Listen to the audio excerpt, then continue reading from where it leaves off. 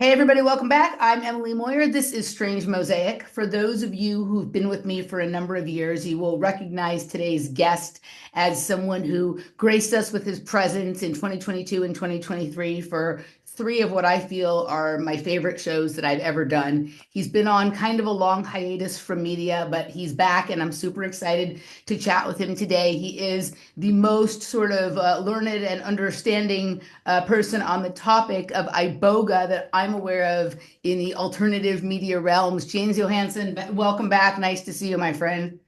Thank you so much for having me again, Emily. How are you? I'm doing well. Super excited to be with you. Glad you're back. And it seems like I was having to count, like, did we do those shows in 21, 22, 22, 23? Like time has gotten all fucking wonky.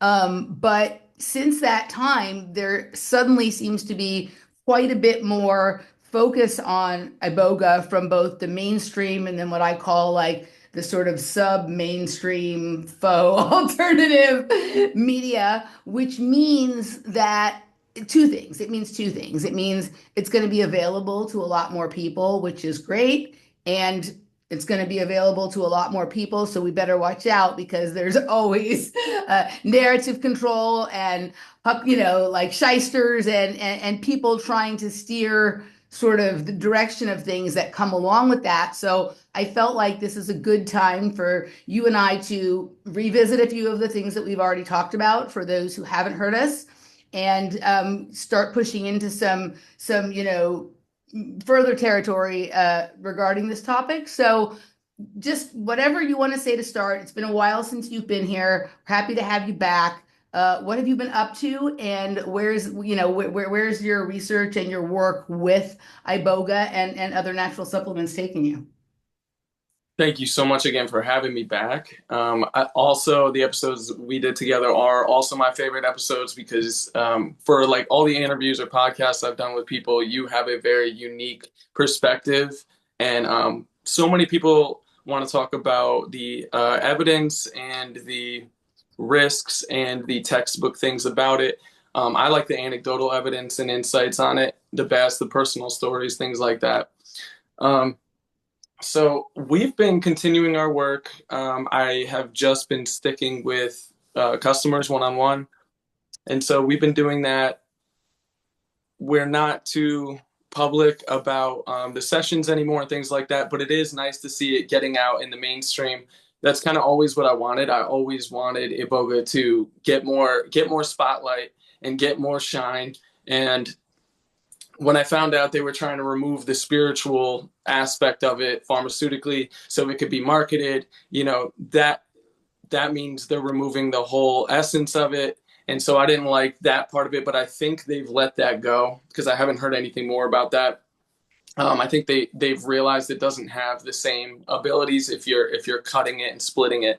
And so just like medical marijuana, people were very excited, like things get legalized, but then you find out only a certain amount of government funded dispensaries are allowed to, use Monsanto type seed situation where it's a very controlled operation. And so that is, I feel like the direction it might be going with Iboga. I don't know if it even can be perverted. So I'm okay with it in general. Like I'm glad it's just getting out there in the mainstream. Truly. Before we go any further, just for people like, because sometimes I get a little confused and I have to remind myself, what, if any, difference is there between Iboga and Ibogaine? Iboga is the root bark itself. It's the tree, the Tabernacle Iboga from Central Africa, and it lives among the Bwiti tribes, is where it grows, and it's an evergreen forest shrub. Basically, it doesn't get too large. What they do is take the first few layers of bark out of the ground from the roots, and they just chew on it or make a liquid extract out of it. They're just throwing it in a pot and boiling it and passing it around their village, and they drink it like that. Ibogaine is the separated, isolated main component, the most powerful of the family. And so that's the difference. And Ibogaine is in the second layer. That alkaloid is in the second layer alone, and they isolate it from the rest of about 20 alkaloids in the family of it. And so Ibogaine, they've said, has the most promising results for addiction and quelching addiction, squelching addiction, and applying it in that way. And it works isolated. It works by itself. I'm a big believer in full spectrum and having the family there, all the other alkaloids, because we really don't know how these things work. It's great that they found the most powerful alkaloid that does the scrubbing of the receptors and everything like that. But the Bwiti tribes are using a root bark, which is complete total alkaloid, full spectrum. And again, they don't look at it as a very separated situation. In the US, we're very about how many milligrams, of this exact thing, really quantifying it, which can have a great purpose and very important for measuring and creating things in a marketable way where every bottle has this exact amount of this thing in it. It's great. It does kind of take the spirituality out of it because we're quantifying. So Iboga is more unquantified, just like psilocybin. If you're just taking a mushroom, you don't know how much blue striations were in the mushroom you took. It's hard to measure, but if you take a pound of mushrooms and grind them up and put them all in capsules, you can start to figure out, that they have a similar amount of psilocybin and things like that. So it's good in a way because I think it's not quantifiable. The experiences are not comparable from one person to the next. So I love the idea of not quantifying things and looking at it from a spiritual aspect without the separation. But at the same time, absolutely see the value in isolating the HCl, the Iboga, Ibogaine hydrochloride, excuse me, and just working with that again in a very measured situation. It's a little more predictable. However, Iboga is very unpredictable. So it's the spiritual version versus the also spiritual version, but isolated version without the family. So, I mean, it is. So I absolutely know what you're talking about in terms of like, taking like mushrooms or whatever it is, right? Sometimes you just like grab the thing and chew it. And, other times you're very careful about measuring or you make a tea. And each different way you do it is kind of like different results. And it isn't always about, well, I had this more like this bigger, stronger trip because I took more. Sometimes it's literally how you take it. Did you extract a bunch of stuff or did Yeah. you eat the whole thing? And my experience with, though I've enjoyed the different ranges, the most like holistic and complete experiences to me are always just eating the thing whole, chewing on it, not doing something Yeah. to cover up its taste, right? It's like it's kind of like somebody saying, James, I really like you, but could you wear different clothes when you come over? Or can you Yeah. not do that thing that is like, right? It's, there's a difference between like selecting the parts of things that we like and trying to emphasize those and hide the parts that we don't like and just accepting something as it is for like the total lesson or the complete story that it wants to tell you. And it doesn't mean that like one is the right way or one is the wrong way. They just should not be looked at as the same thing. And so saying that like, okay, we have found this amazing, this amazing plant or this amazing element or whatever, and this is the right best. We're scientists and we're Americans, so we're smart or whatever, right? And if we do all this stuff to it, this is the right way. No, I think there's room to say this is the variety of ways that it can be used, and they may have different purposes or some things may work for one person and not the other. And this is always my extreme paranoia when something gains popularity and when it starts to flirt with legalization, right? Yeah. There's a difference between decriminalization and legalization. And then there's also, I'm not always super excited when, universities or hospitals or think tanks start studying it because the way the Western mind has been brainwashed, people then think that like that's the legitimate way or that's the right Sure. way. And I'm not saying it's the wrong way, but I am definitely saying it's not the only way. And it is a way that may disenfranchise people who are trying to know what they think, what they are more interested in what their own thoughts about their experiences are, rather than being told what their experiences mean or what a specific use for something is. Like, as far as I'm concerned, the shit grows out of the ground. People, since the beginning of time, have been picking it up and putting it in their mouth and having whatever experience that they have and making whatever sense of it they did. Suddenly, in the 21st century, we don't need someone in a white coat to like tell us what just happened. It's great if the white coats can go, hey, like you just had an experience, but you know what else is really cool? We have found that it can help people with this health problem. So it's there for that too. But this the idea of like separating things and making one reason okay and another reason like not so okay and whatever, to me, is a huge problem. Like, I'm doing a lot of deep research into um, uh, use of psychedelics and drugs in antiquity, and then the way that the MK Ultra and other types of behavioral modification programs and explorations of drugs, like part of how those programs sort of developed and the different ways in which they branched off, and how some of them were occulted and some of them were offered up with false transparency as being one thing or another, that like this is really the sort of crux of the problem, right? Is that we're very much um told that there's a right way and a wrong way, or an approved way and an unapproved way. And more, the those sort of in my opinion, like that mistake is leading to a scenario where things are actually being used likely in like a way that is the antithesis of the benefit that it's actually offering. And that can't be accidental. And so when you have a scenario where you have the same people who offered us the idea of 2 weeks to flatten the curve, mapping out hyperspace with DMT drip experiments, like, I'd say we have a problem. Houston, right? Not that they can't do that, but like suddenly DMT is okay now and being popularized because they're doing that, right? Like, it's just this weird.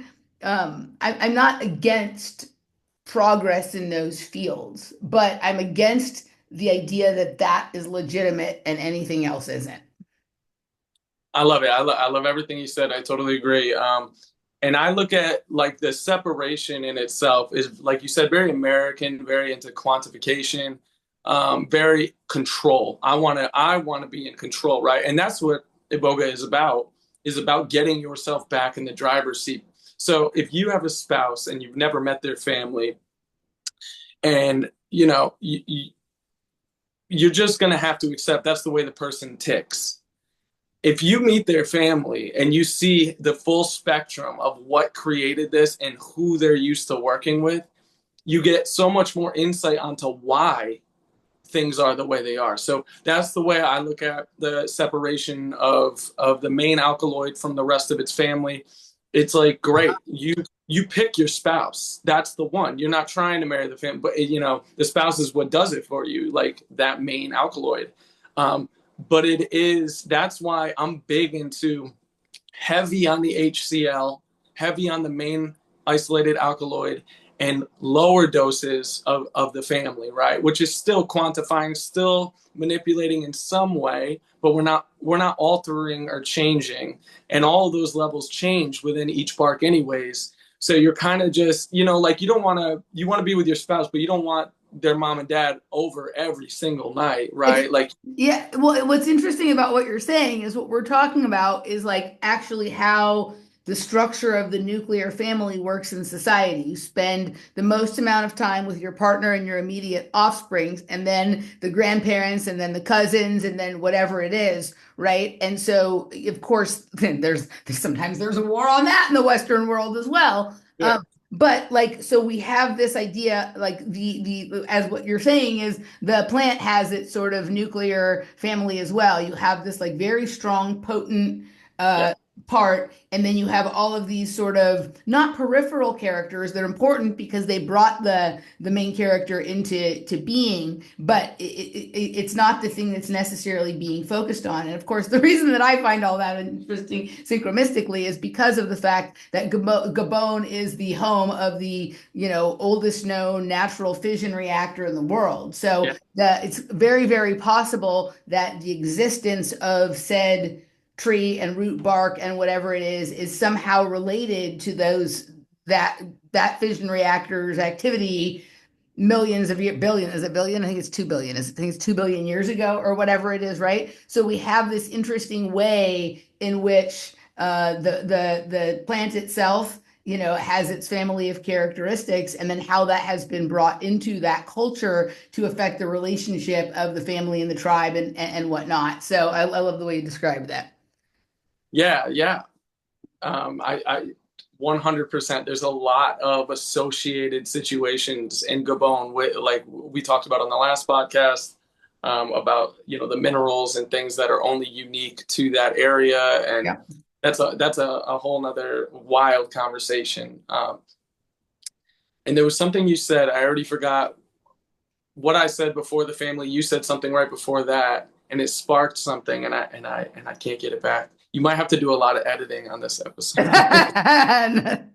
So, well, I was talking about the idea of like just because you can do something a specific way and there seems to be a lot of value in it doesn't mean that that's the only or even the most important way to do it. And this sort of it seems to be that like we've been in this false binary of either like something is illicit and dangerous and for criminals, or something is approved and legitimate and the sort of the domain of the white coats who will tell us what it is, how to do it, what it means, all of that kind of stuff, right? Like it seems like we're constantly, think about what's going on right now with ketamine and DMT and mushrooms. Not that long ago, that was like crazy dropouts do that, right? Right, Right? Or if you were a little bit more read in, oh, this is what they tortured people with in mind control programs,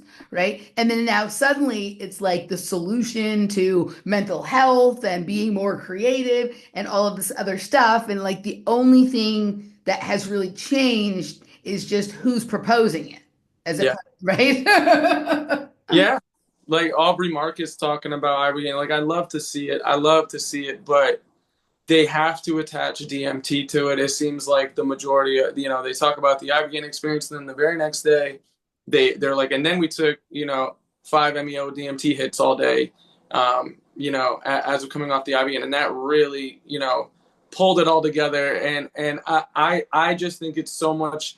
I think that kind of makes it illegitimate for a lot of people. They're like, oh wait, we're also doing DMT with this. Okay, and our people already have the idea that DMT is, Joe Rogan and aliens and psychedelic, and it's not to say that it isn't helpful for some people after the Ibogaine experience, but there's already this all of a sudden flip the script. It's now not just a Schedule 1, and they only ever wanted to talk about it's a Schedule 1, and there's 8 deaths associated with it, even though people die from fentanyl every single day.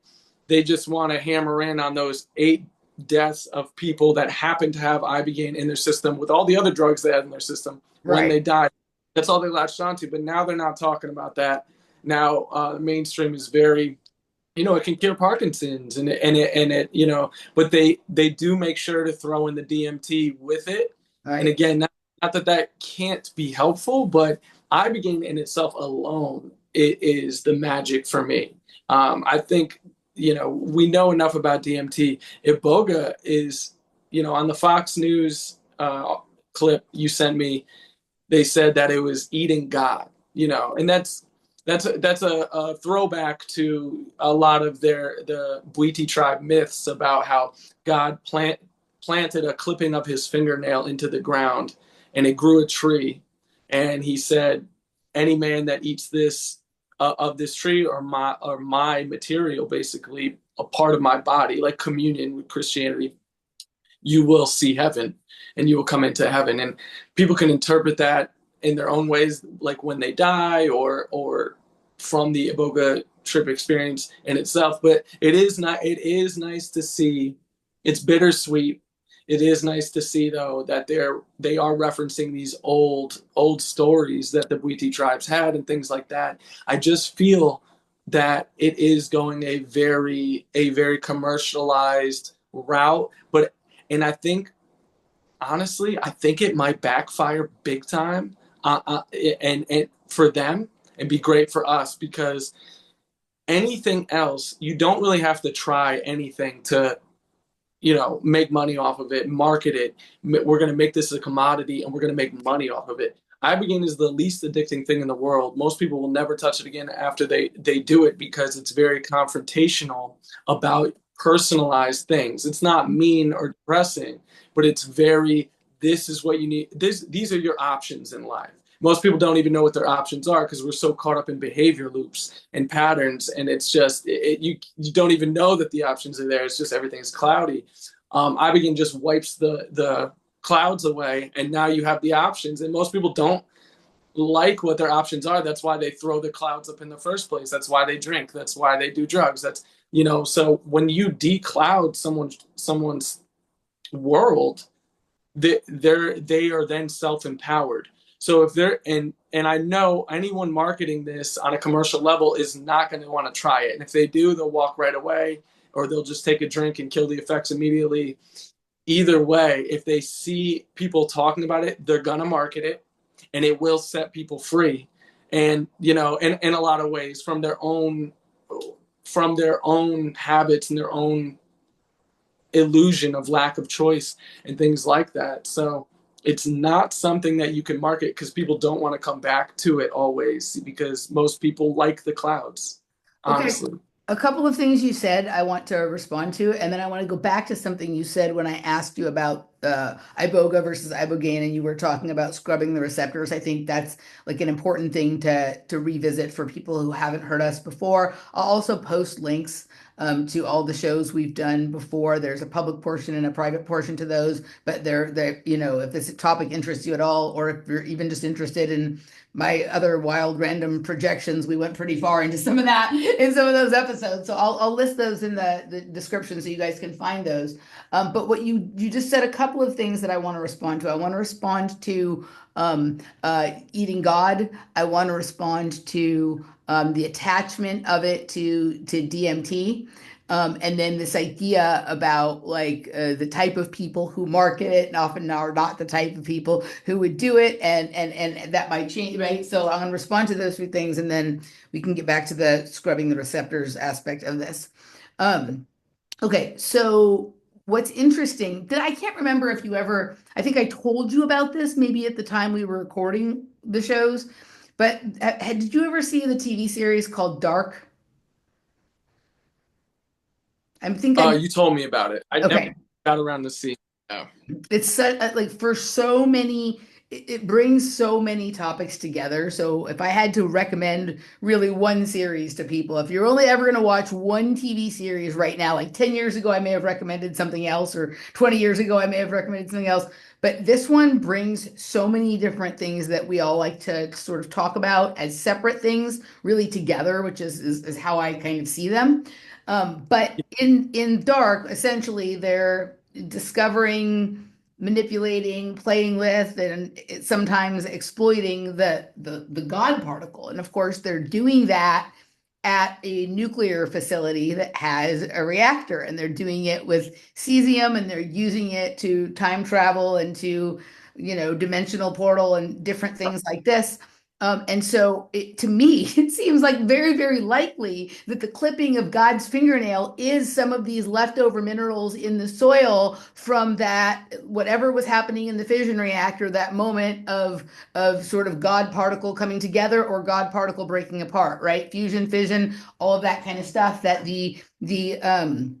the leftovers of that or the memories of that are the minerals that then are in the ground there, which would be uptaken by the roots in the tree, right? And part of what is consumed and the body acts on in its response to that. So I love that. Like I think it's entirely possible, and I'm sure some people like are very offended by me saying this. I don't think it's out of the realm of possibility that literally God is a particle. Like it's I, a particle with the most I potential.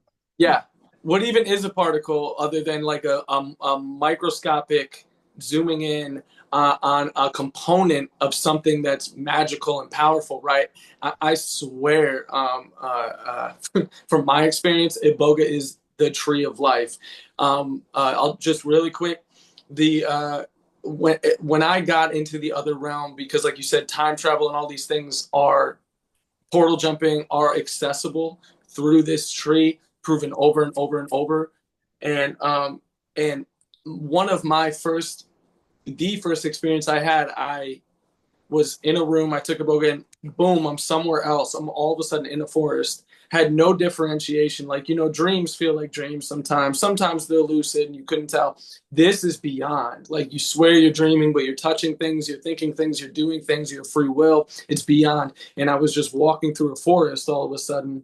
But I was really in a room in New York, and I was walking with these couple people, a male and a female, and I just tapped the girl on the shoulder and I said, "Where are we going?" And she said, "Oh, we're looking for the tree." And I said, "What tree are we looking for?" She said, "The one with the roots that go all the way down to the underworld, and the treetops that go all the way up to the Ah, heavens." And yeah, and if it's not the tree of life, it's the good and evil, the right. understanding, the act. You know. It's the world axis. It's the axis mundi. It's that, yeah, it's very, yeah, no, I love it. I love that that's what you were doing, that you were looking for the tree. I really like that. Okay, so the next thing was the always this, this is, I've always been a little bit of a purist with my drug taking. I've done lots of drugs, but I've never been one who was that into like mixing drugs. And generally, like it's because, well, for a variety of reasons, like sometimes just safety, but also, I like whatever, like I don't understand why if one experience is good and intense, like why we always have to mix it with something else to make it more. Like I'm not saying I don't have anything against people who do that, but I feel like especially if you haven't done something on its own a number of times first to really understand like the full expanse and complexity of what is being offered to you. Like, why would you think that the obvious thing to do is to spike it with a little of this or a little of that or whatever it is, right? Yeah. And to me, I'll just speak for myself. I had two very small experiences, well, small in terms of amount dose taken with Yeah. Iboga, but not small in terms of the effect it had on me. Like, there is no way that I would have been like, I know now what I need is a mushroom or a hit of DMT or whatever it is. It was so, well, it's like many things, it was so enlightening, so insightful, at times uncomfortable, in a little bit of ways, like somewhat destabilizing on some level, but it felt like I could not believe how deep, what a deep sort of probe of myself and my life and how much insight I got just from this small amount of thing. It was a microdose. So I proceeded with my day. One of the days I just was doing whatever I was doing at home. And the other day, like I actually went to work, Mm-hmm. right? When I was on it, and it was fine. Like I was able to do all the things that I needed to do. Mm-hmm. But it felt like, you know, I like it would never have even occurred to me that like, oh, now I need something else. Right now, maybe after a person has really explored, the medicine or whatever element or whatever they're working with, like far down the road. But if it's your first time doing it, like, good God, like, right, like just let it be what it is. And I do find that that's like that is somewhat of an issue with a lot of these sort of self-styled cults or gurus that are around in the sort of alternative medicine space or in the other realm that I operate in sometimes, which has a lot to do with dance music, right? Like I'm not really like a Burning Man person, but there's a lot of underground dance music culture that overlaps with that. And a lot of those people, like for them, a ceremony always has to involve a mixture of at least two or three things. And like for me, that feels like really, to be honest, that feels like too much for me. I feel like I want to maximize the benefit that I'm getting from whatever I'm doing. And then like, maybe later I can consider something else. But Yeah. that seems kind of crazy to me, right? That like that, someone's just had this, like for me, when I took it, the biggest things, there was two. There was like this interesting sort of role reversal, Yeah. right? It was like where like I got to feel what it felt like to be like the other person in my environment, and I got to see like how bloody fucking annoying that I can be, right? And then also like an understanding, then also on the other side some compassion for myself, because like Yeah.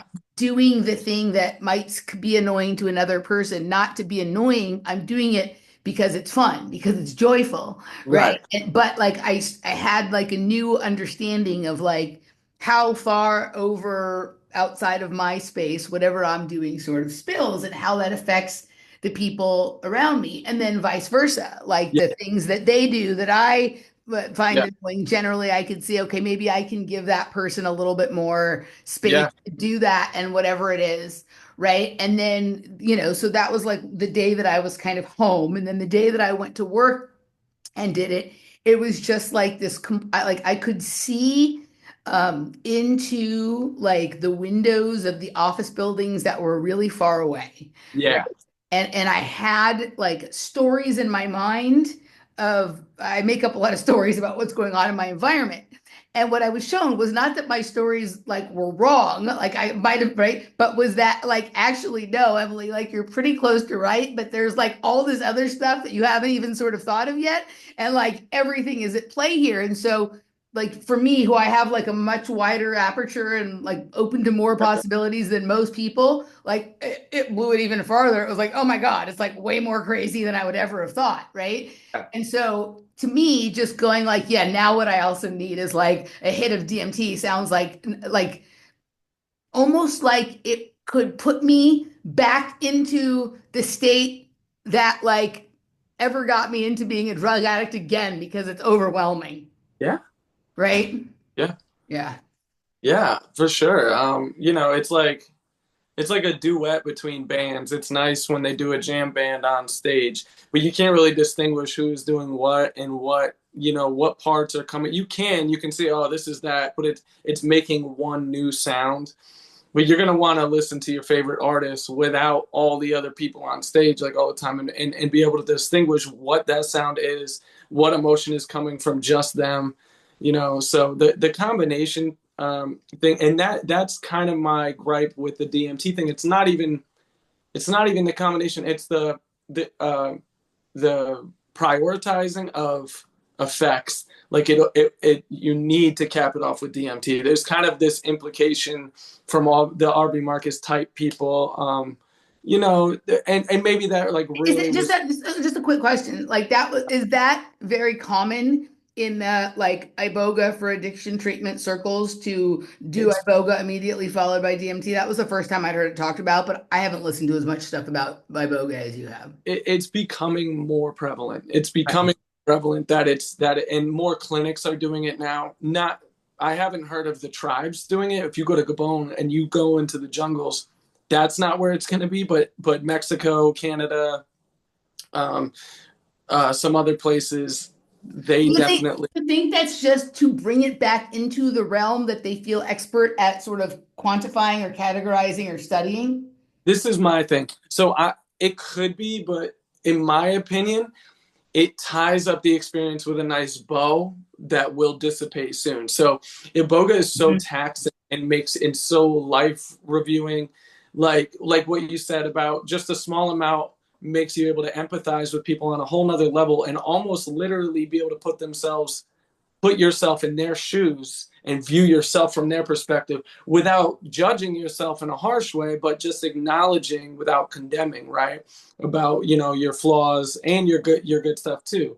Now, Iboga, in my opinion, it's a drawn out thing. Like, and if you take a massive dose, you'll have those experiences where you're talking to someone and then you become that person, Yeah. like literally become them. So what you're experiencing is a perfect example of Iboga liking you and wanting to work with you, in my opinion, because it is alive. It is a teacher plant. It is literally growing out of the ground. It is alive. No one can argue with that.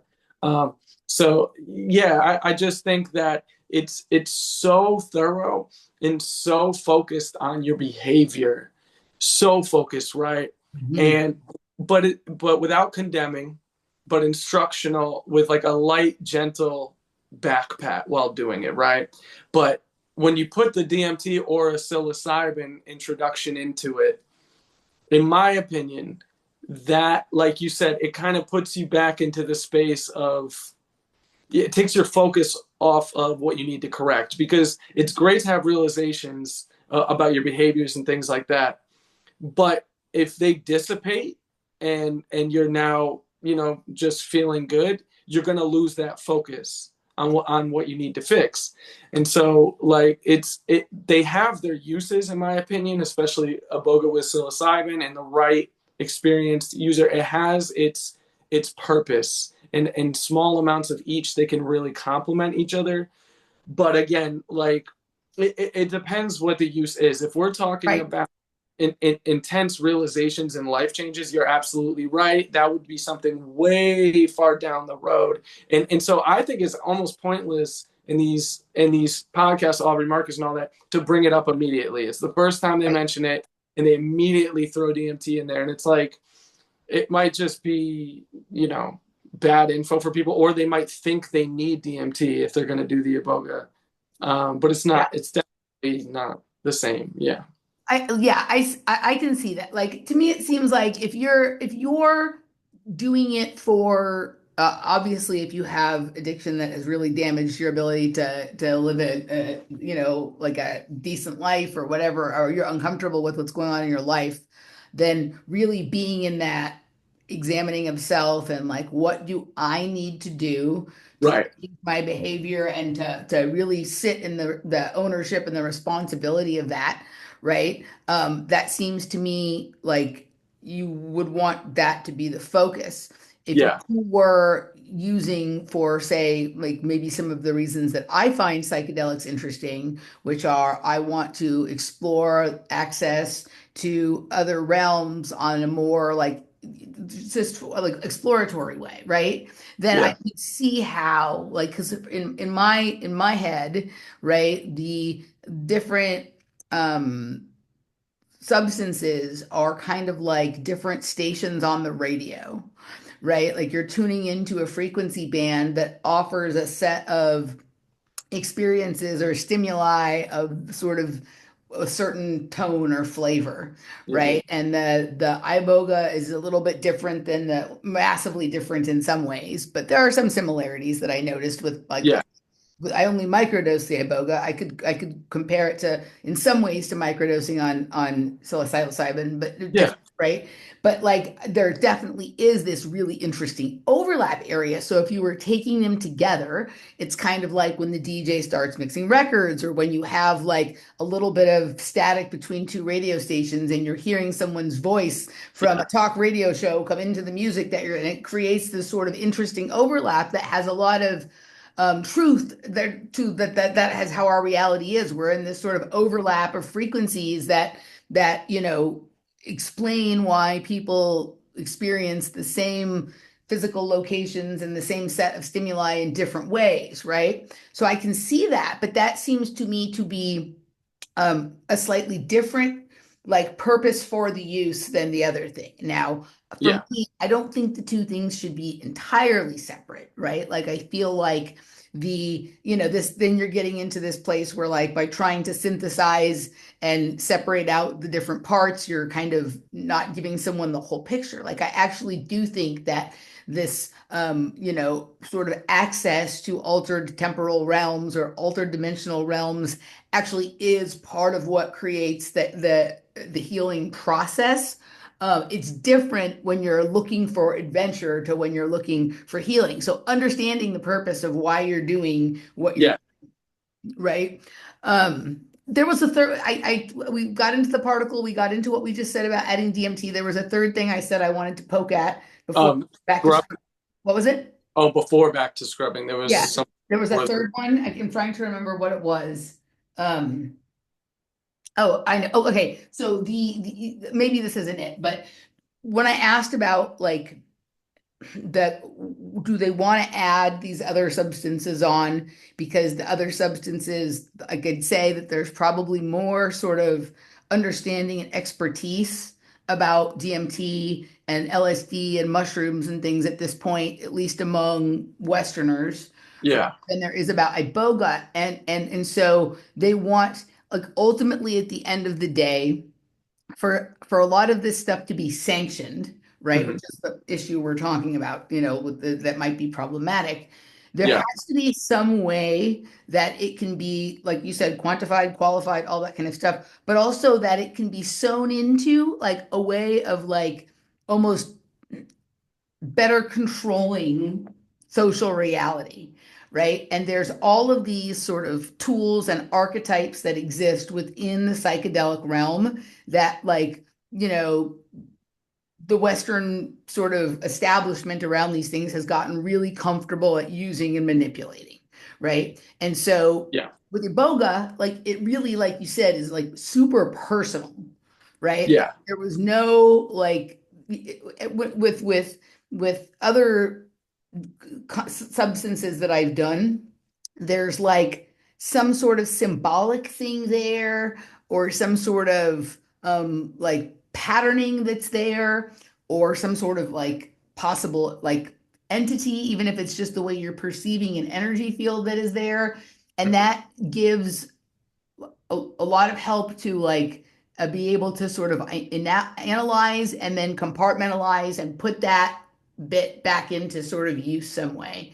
And Mhm. it doesn't seem to me that Iboga would really do that. And so you can't like like for some reason, and it's so stupid, well, but it's not if you understand how people have organized society. They want to homogenize the experiences into a few main types of themes that then they can use to sort of streamline the way that the information is entered back into reality. And it feels to me like I couldn't think of any like visual I had or thought that I had that like matches up to anything that you hear when people talk about mushrooms or DMT and whatever self-transforming machine elves or Right. whatever the psychedelic geometry. It was very real feeling. It was just Yeah. watching a video of your own life, right? Like it was like very, I guess the closest thing that could be like a modern or social sort of pop culture type of reference would be like on some level there's a Truman Show aspect to it. You're like getting Yeah. to like look at yourself the way someone spying on someone through surveillance might. Yep. Yeah. And it's the only thing I know that flips through your memory bank. And again, like you said, it's very personal to you. So it's flipping through your memories and not just like I feel like psilocybin sometimes can be analytical in that way of Mhm. who you are and what your scaffolding is, but it just kind of points things out and Mhm. just lets and just leaves it Right. or it might even just settle into that and just be like, oh, you have trauma and just kind of just keep noticing that and Mhm. that's and then work comes out of that because it forces you to look at it but then you're doing your own work. Iboga is like a similar thing, but it's like the teacher's taking your hand and giving you a campus tour and saying, "This Right. is where we learned that. This is where you learn that. That's where the kids destroyed, the second floor when they got drunk one night, and this is what we do. I have to clean it. Okay, now let's go down." And it keeps going, and it's consistent, and it has reason for everything, and it just explains. It doesn't just point out something about you and just let you sit with it. So not that that's doesn't have a place, but it's again, so like to the scrubbing, it's like a dirty dish. Our impressions, negative energies that we're not looking for, that we brush up against on a daily basis when we go to the store and someone's in a bad mood, and they don't even say anything to us. Just we're picking up on these things. American diet, the food, the chemicals that's in everything. We're constantly just adding at least dust, but most likely grime and shit to our brain, which would be like a dinner plate.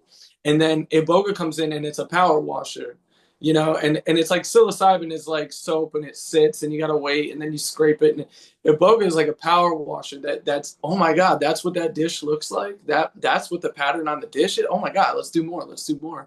And it's exciting about seeing what's really there. So I do think that cleaning is the best example as to why it acts as it does. And I think that's why it's extreme cleaning, overall. And then you could look at, it sounds like I'm quantifying it in that way, but the extreme cleaning, oh man, I'm losing my train of thought. The extreme cleaning is something that once you get a glimpse of what's underneath what you're cleaning, like you want to see more, and you get to finally view yourself. And you could say that's just like a physical aspect of it.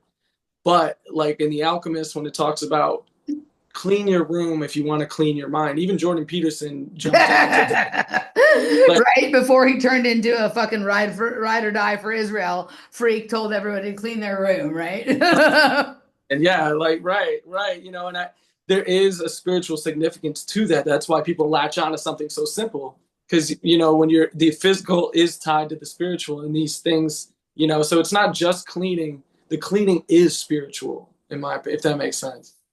So, I watched this really good TV series recently called Prime Target, and there's a lot of interesting things that sort of come together in the series. I'm trying to look, see if I can find a picture of this one spot. So there's this kid who is working on like the idea that prime numbers are like an encryption key, right? He's basically like a just very naturally brilliant expert in sort of sacred geometry and prime numbers and whatnot. And he finds his way into a thread of research that, unbeknownst to him, basically everybody who has pursued that before has been unalived, Oh right? no. Okay. And so, but what's there's a couple of interesting storylines in this, and including one of them is he ends up going to, I think it was in Iraq, right? There was an explosion somewhere, and the explosion revealed that there was like an underground chamber that was like, you've seen the really interesting mosques and chapels in Iran and Iraq that have all the crazy geometry. Have you seen them? Do you know what I'm talking about? Yeah. Like that. Hold on a second. Let me see, Iran mosque geometry. Let me see. There's like one of them that is like so crazy. It's like this is why people hate it isn't Iran. Why the Western world has so many issues with Iran has nothing to do with what they say it does, and it has Sure. how much better they are at this than we are. Yeah. Right? Like this Oh, kind of shit. yes. Yeah, the opulence. Yeah, yeah. Okay. And those are patterns that come up. Go on, Right. go on. Yeah. Right? This almost looks like a living thing, right? This is a Yeah. fucking okay. So in the show, there was when the explosion revealed like one of these kinds of things, like a chamber like that underground, Hmm. right? And then in some of the plates down there, there was like sequences that were essentially, obviously, thousands of, or not millions of years old, that were basically the same thing he was working on now. So it had been Oh shit. buried and covered up and hidden and Yeah. obfuscated for millions of years. So, like in the beginning, the answer is basically the same as what he's trying to get to, sort of Yeah. at this spot, like in the end. And basically, if he solves the issue, then encryption becomes basically impossible, right? Mm, And so like, they try to scare him from figuring it out because okay, then there'll be no more security and the world will be wild and yeah, whatever. But like also that solution makes a lot of other things possible that would be really good for humanity. So it's right. like it's not the thing, it's what people either do or don't do with the thing that is the Yeah, problem, right? yeah, But when like it just looked like a dirty open air market, and then underneath there's this amazing thing, and then they're cleaning it and they're scrubbing it and they're bringing back to life, and not only does it look beautiful, but like literally all of the answers are there. And mm, so when you're talking about scrubbing, right, it isn't like I think that part of the issue that we've gotten into is like the truth about everything is embedded in our DNA or our genetics or our bloodlines or whatever it is, right? I did a show with this guy. I was on this guy's show named Don Rogers, and he was talking about how interesting it is that the amount of data that is able to be stored on like a certain amount of human DNA equals the exact length of the history of the known universe or whatever it is, right? So all the answers are inside of us, and it's not that we don't know them and we have to learn, it's that they've been buried underneath rubble and rust yeah, and decay and all of this kind of thing. And so the scrubbing is revealing that which you already know or who you really are but have forgotten, as opposed to like, clean your room so now you can go learn a new thing. It's like it's not, so many of the ways that psychedelics are presented to us is that they're taking us somewhere else or learning us things that we don't right. already know. But this one seems to be more no about like cutting through all the bullshit and getting back to what was there in the beginning. Yeah, yeah. There's a beautiful hardwood floor under all the shit, Yeah, yeah, yeah, yeah, yeah, yeah. all the dirty clothes and shit. You need to clean them up so you can see what's there. Not, yeah, not so you can get new materials and build something new. There's already something beautiful underneath it. And it's like, why are these things so beautiful in the first place? These opulent, ornate, geometric cathedrals and everything, because it's a, like you said, a representation of something within us that strikes to our heart. And that's why we go, oh, everyone agrees that like Gothic architecture, all these things have symmetrical perfection, and it that calls to us for some reason, you know what I mean? Mhm. So and it's like, why? It's like, because that has truth to it, whatever the truth is, like, really, like, but that is the truth, is beautiful symmetry. And most people don't want to accept that either, because then they get offended and you think you're talking about people, or if it's not classically beautiful, it Right? rings with us. But it's beautiful because it's true, like a well-oiled machine. Okay. You know, I was just gonna say, I remember it's fun. I was about to say, and then you said the next thing. A couple years ago, when I was visiting my sister, she lives in Boston, and like whenever I go there, there's a restaurant we go to that's near Harvard, and there's like a great old bookstore there. And for some reason, I was just gonna tell you, one time I went in there, I bought two books. I bought a book on supersymmetry and another book called Why Beauty is Truth. And you just talked about supersymmetry, and I was about to tell you that, and then you said because it's beautiful because it's true, right? And so yes, right. That's yeah, yeah. And we're not talking about people like we all have the coolest people in our world. Like, it's beauty is subjective, but I'm talking about geometry. I'm talking about yeah, like structure, and other things are just beautiful, and you don't even know why. It could be a circuit board, and it's not mhm, classically beautiful, but there's so much work and truth into the avenues to get it to work, and it works. You can see it work, and there's just a reason that we don't really know. It just is. So it's I don't know if this would be the kind of thing that you ever see on Iboga because it feels just a little bit like it's less visual than like mushrooms, right? In terms it, of it depends on the dosage, but generally, yeah. you either have to go fully in or you're kind of out. So sometimes, like when I'm doing when I oops, I think we froze. Are you there? We are. Okay, we froze for a second. So sometimes on mushrooms, like what becomes really clear to me is like how like many different things, some of which we think of as like natural and beautiful, and others which we think of as like technological and machine-like and maybe useful, but we're not used to seeing them as beautiful. Like actually, like they're projecting the same geometry. They have like the same structure underneath them. And like sometimes the walk away from some of my trips is like I can see the same basic geometry in almost everything that we've surrounded ourselves with, right? And you can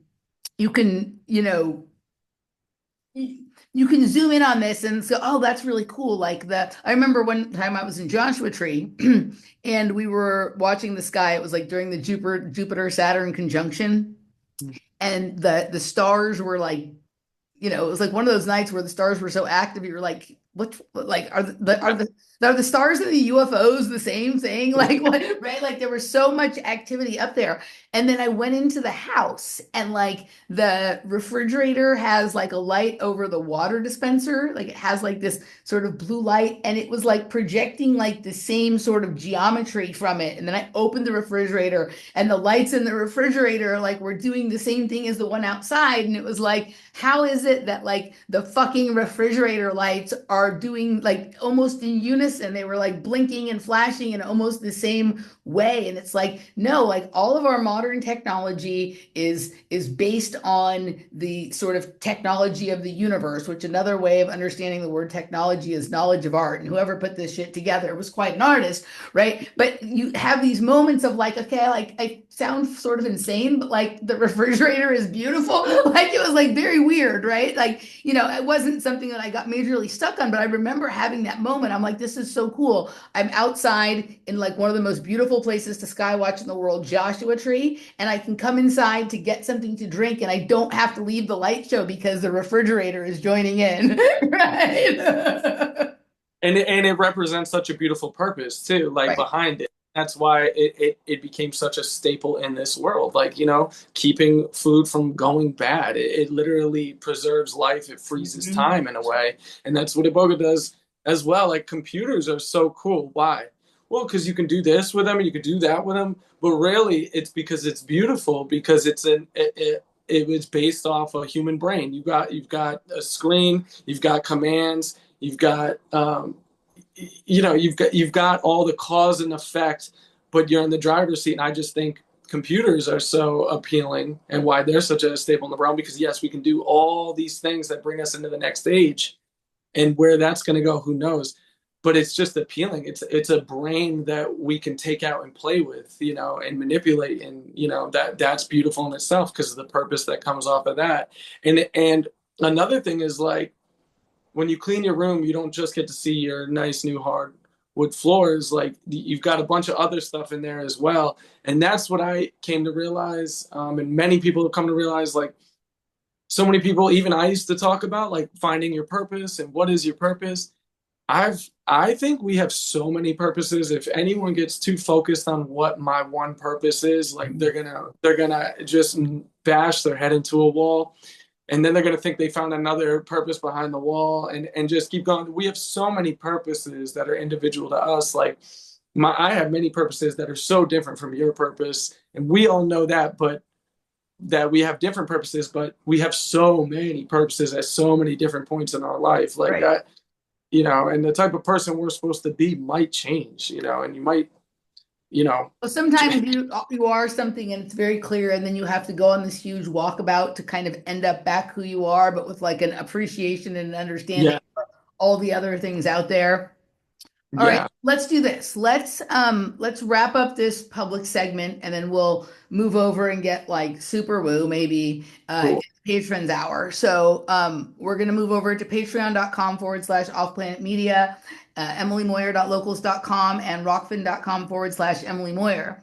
But before we go, James is the owner and proprietor of Grounded Extracts. Let us know what's going on over there and how people can sort of find you and work with you if they like and whatnot. Thank you so much. Yeah, groundedextracts.com is our website. We make herbal extracts, we make dry herb capsules, we have consultations, we do on site menus, off site menus. We work with everything natural and lawful. And what we've been working on lately, this is our website. And if you go down, right there is our new product, I Am, and that is our newest blend. It's a proprietary blend, secret family recipe, and this is formulated for people looking for the things we're talking about in a way that you can dip your toes into something that is similar to what we're talking about. There are many things that include alkaloids that are in all different types of herbs and plants. And we have, for the last 7 to 8 years, we have experimented personally very much and done as much research, read as many books as we possibly can on everything related to what we're talking about now that you can work with in a legal capacity.